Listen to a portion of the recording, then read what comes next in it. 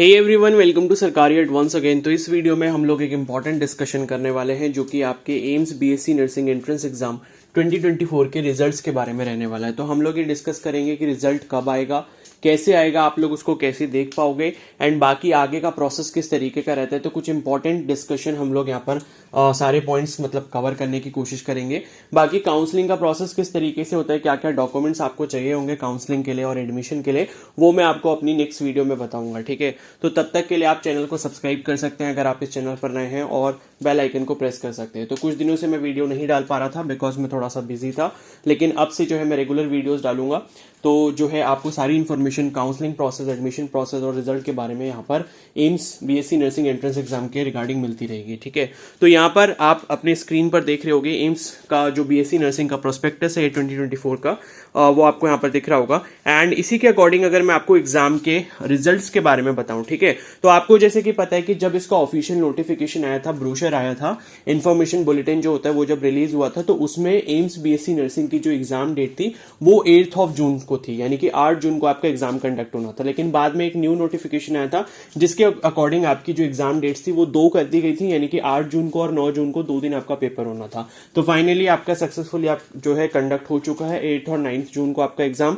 तो इसके बेसिस पे आपका रिजल्ट कब तक आ सकता है। ठीक है, तो ये वाला जो प्रोस्पेक्टस है इसमें जब आप देखोगे यहां पर जो ये थर्ड वाला आपको टेबल दिख रहा होगा जिसमें लिखा है BSc honours nursing at all participating AIIMS, तो इसमें इन्होंने एंट्रेंस एग्जाम की जो डेट दी थी 8 जून 2024, जो कि पहले आपका नोटिफिकेशन आया था उसके अकॉर्डिंग, बाद में 8 और 9 कर दिया था। ठीक है, तो इसी के अकॉर्डिंग आप देखोगे यहाँ पर लिखा है expected date of declaration of examination result 18 June 2024, ये आपको दी हुई है। ठीक है, तो मतलब ये है कि देखो पेपर तो 8 जून को ही हुआ और उसके अलावा 9 जून को और हो गया, तो मुझे नहीं लगता कि 9 जून को एग्जाम अलग से एक दिन और हुआ है तो उससे मतलब रिजल्ट जो है वो और ज्यादा डिले होगा।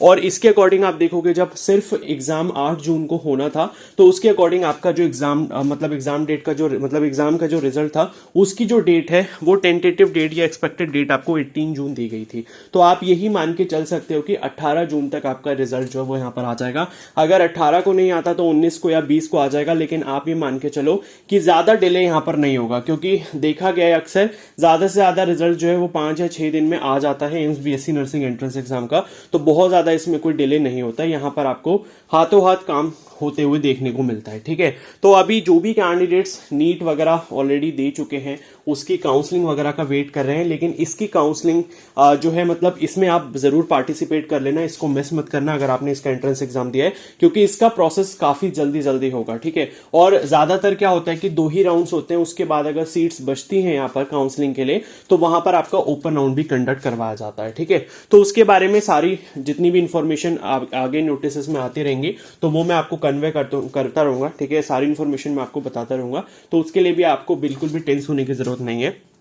ठीक है, तो इसको मैं बता देता हूं कि रिजल्ट देखो कैसे आता है। यहां पर क्या होता है, जैसे मान लो कि 18 जून को अगर रिजल्ट आया तो रिजल्ट आपका एक पीडीएफ फॉर्म में आएगा। ठीक है, एम्स क्या करता है, एक पीडीएफ रिलीज करता है, उस पीडीएफ में उन बच्चों का रिजल्ट होता है जिन्होंने इस एग्जाम को क्वालिफाई किया होता है। ठीक है, अब क्वालिफाई करना और एडमिशन मिलना ये दोनों एक अलग अलग चीजें हैं। ठीक है, वो मैं आपको समझा देता हूं एक बार कैसे।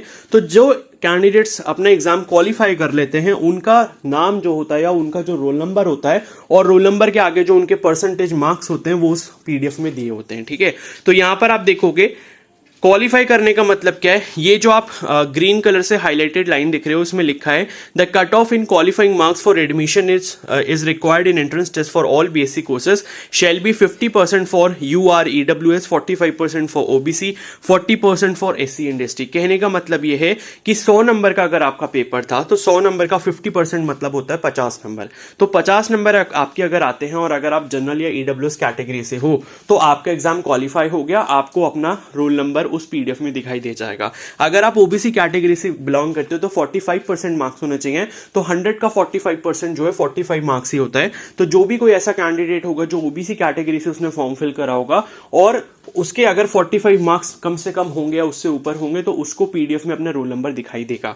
और अगर आप एससी या एसटी कैंडिडेट होंगे, अगर आपने एससी या एसटी कैटेगरी को चूज करके अपना फॉर्म फिल करा होगा, तो अगर आपके मिनिमम 40 मार्क्स होंगे 100 में से या उससे ऊपर होंगे तो वो जो रोल नंबर है आपको उस पीडीएफ में दिखाई देगा। अब उन कैंडिडेट्स का क्या जिनका रोल नंबर उस पीडीएफ में नहीं होगा? तो देखो, जिन कैंडिडेट्स का रोल नंबर उस पीडीएफ में नहीं होगा, इसका मतलब है अपनी कैटेगरी के अकॉर्डिंग वो इस एग्जाम को क्वालिफाई नहीं कर पाए, मतलब जितने मिनिमम मार्क्स लेकर आने थे वो नहीं ले पाए। ठीक है, तो आपको अपना रिजल्ट चेक करने को मिलेगा, लेकिन वो एक दिन बाद आता है। तो 1 या 2 दिन के बाद आप पर्सनल लॉगिन से अपना स्कोर चेक कर पाते हो। अगर आप एग्जाम क्वालिफाई नहीं कर पाते हो तो आप अपना खुद का स्कोर कार्ड भी पर्सनल लॉगिन से देख पाओगे, लेकिन वो 1 दिन के बाद आपके डैशबोर्ड पर अपडेट होता है, तुरंत नहीं आता। तो पीडीएफ जो आती है उसमें सिर्फ उन्हीं बच्चों का रोल नंबर होगा जिन्होंने एग्जाम को क्वालिफाई किया होगा। अगर आप एग्जाम क्वालिफाई नहीं कर पाए, इसका मतलब है कि आपका वहां पर रोल नंबर आपको शो नहीं करेगा। बट ये है कि अगर शो नहीं कर रहा है, अगर आपको फिर भी अपने मार्क्स जानने हैं कि कितने मार्क्स आपके आए थे, तो आपको 1 दिन बाद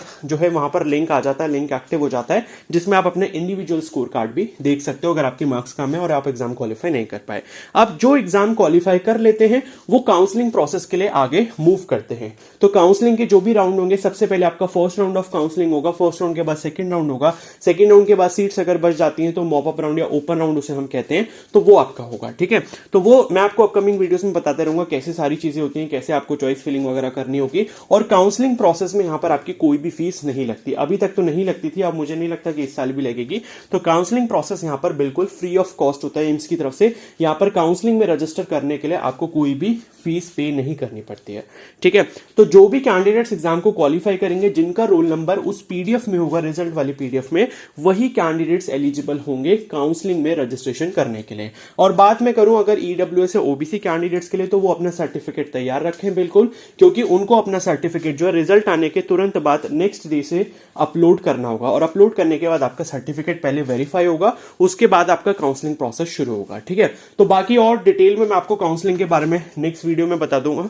अभी हम इतना ही रखते हैं। मैंने आपको रिजल्ट के बारे में बता दिया, कैसे आता है, कब आएगा लगभग और कैसे आगे सारी चीजें होती हैं। और जो कैंडिडेट्स काउंसलिंग प्रोसेस में मतलब जिनको नहीं पता कि कैसे ये सारी चीजें होती हैं, देखो वैसे तो मैं आपको गाइड करूंगा, बट फिर भी आप मेरी पर्सनल गाइडेंस लेना चाहते हैं काउंसलिंग के बारे में, तो आप मेरा पेड बैच ज्वाइन कर सकते हैं काउंसलिंग प्रोसेस के लिए, जिसमें मैं आपको गाइड करूंगा कि आपके मार्क्स के अकॉर्डिंग आपको बेस्ट एम्स कौन सा मिल सकता है। ठीक है, तो अगर आपका एग्जाम क्वालिफाई हो जाता है तो उसके बाद भी बहुत सारी चीजें ऐसी होती हैं जिससे आप, अगर आपको नहीं पता, आप अगर पहली बार इसमें अटेम्प्ट कर रहे हो, तो आप में से बहुत सारे कैंडिडेट्स हो सकते हैं जो इस चीज को अच्छे से ना समझ पाए कि कौन सा एम्स आपको अच्छे से मिल सकता है आपके मार्क्स के अकॉर्डिंग। तो उन सब चीजों के लिए मैं आपको गाइड करूंगा। अगर आप मेरी गाइडेंस चाहते हो तो आप मेरे को टेलीग्राम पर मैसेज कर सकते हो। इसका जो चार्ज रहेगा वो ₹297 रहेगा। ठीक है, तो टेलीग्राम लिंक जो है वो आपको स्क्रीन पर दिख जाएगा यहाँ पर। इस टेलीग्राम आईडी पर आप मेरे को मैसेज कर सकते हो और ऑनलाइन पेमेंट करके आप मेरे ग्रुप में ऐड हो सकते हो, सो दैट कि आप मेरी पर्सनल गाइडेंस ले पाओ काउंसलिंग प्रोसेस के लिए। तो ये कोई मैंडेटरी नहीं है, जिसका मन करता है वो ले सकता है, जिसको लगता है कि भाई मेरे मार्क्स के अकॉर्डिंग अगर मुझे बेस्ट एम्स मिलेगा तो क्या ये और अच्छी बात हो सकती है। ठीक है, वैसे तो मैं आपको सारी चीजें अपनी वीडियोस के थ्रू भी बताऊंगा, तो उनसे भी आप हेल्प लेके अपनी काउंसलिंग प्रोसेस कर सकते हैं। ठीक है, तो अब इस वीडियो को यहीं पर एंड करते हैं। बाकी जो भी कैंडिडेट्स इस वीडियो को पहली बार देख रहे हैं, चैनल पर नए हैं, तो वो जरूर सब्सक्राइब कर लें और बेल आइकन को प्रेस कर लें ताकि अपकमिंग वीडियोस का नोटिफिकेशन आपको तुरंत मिल जाए। Okay, so thank you and have a nice day.